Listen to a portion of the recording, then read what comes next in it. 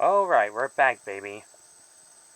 And we're cutting to the scene where Pinocchio is smoking with lamp wick, despite he's made out of wood and not have lungs.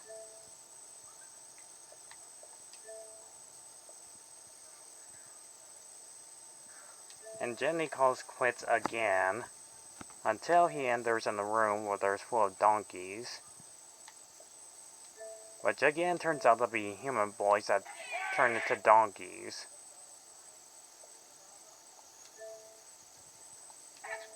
That coachman forces to sell the donkey to a different country, or ones that are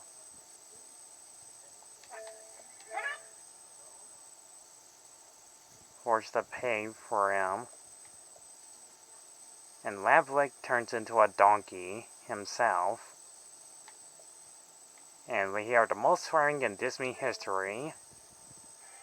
A jackass? Yeah. You have to hear him say that word.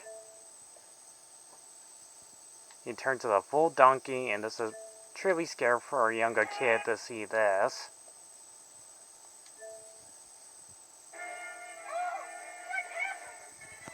And Pinocchio turns into a donkey with real ears and a tail, which is weird.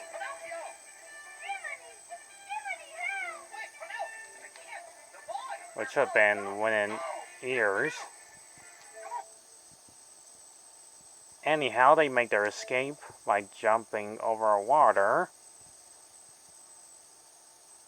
which they made it just in time to get home, but unfortunately the place is empty. But luckily, the blue fairy, even though she didn't want to help them in the last time he was trapped in, did leave them another note that her his father's been swallowed by a great white whale, but not any type of whale, a giant creature called Monstro, called a whale. So they had to go to the ocean and tie his tail to a boulder. And I understand that Pinocchio can breathe underwater, or seems to me out of wood, but for Jiminy, yeah, he should be drowning. There's no possible way he can breathe underwater. Anyhow, after this beautiful ocean sight, we cut to Geppetto and Figaro, still worrying about finding fish. They are history. Luckily, Montro wakes up and swallows all the fishes he can put in his mouth, while dragging Pinocchio inside too.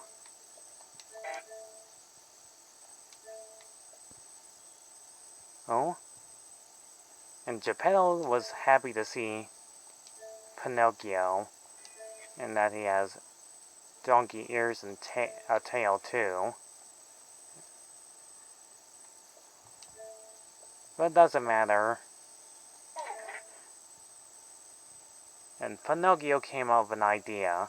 He uses a pile of wood to use a fiery lantern to burn and make Monstro to open his mouth, making their escape on a raft.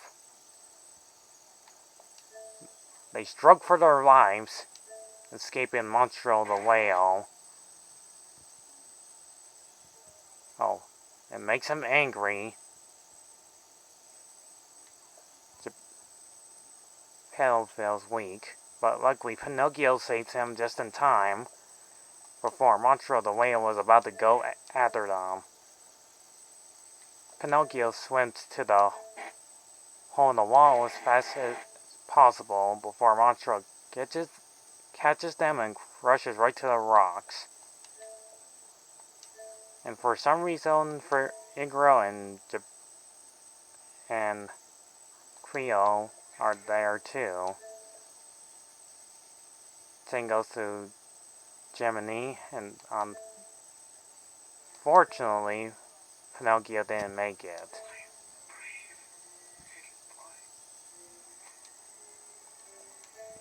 And this scene was really sad, because this made me cry as a child,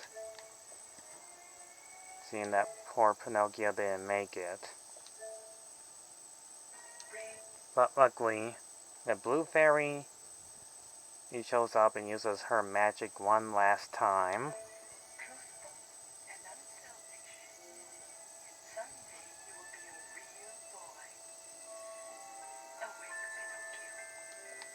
And he's a real boy at last.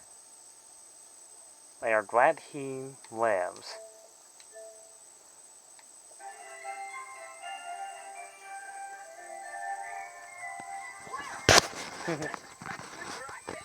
Yep, a happy ending to everybody.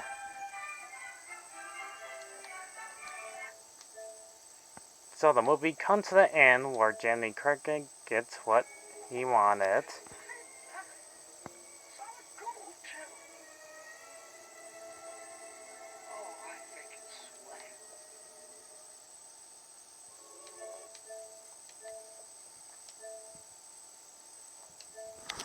And that was Pinocchio. Disney's greatest history animated movie since the 1940s. I liked it as a kid back then, and I still like it today. Not to mention there's an anime one that's from the 1970s, which I'll get to talk about in the near future. For now, this has been an interesting review of me talking about the characters being great, the animation's still pretty wonderful. The storyline is just plain simple, having Pinocchio become a real boy, becoming brave, unselfish, and truthful.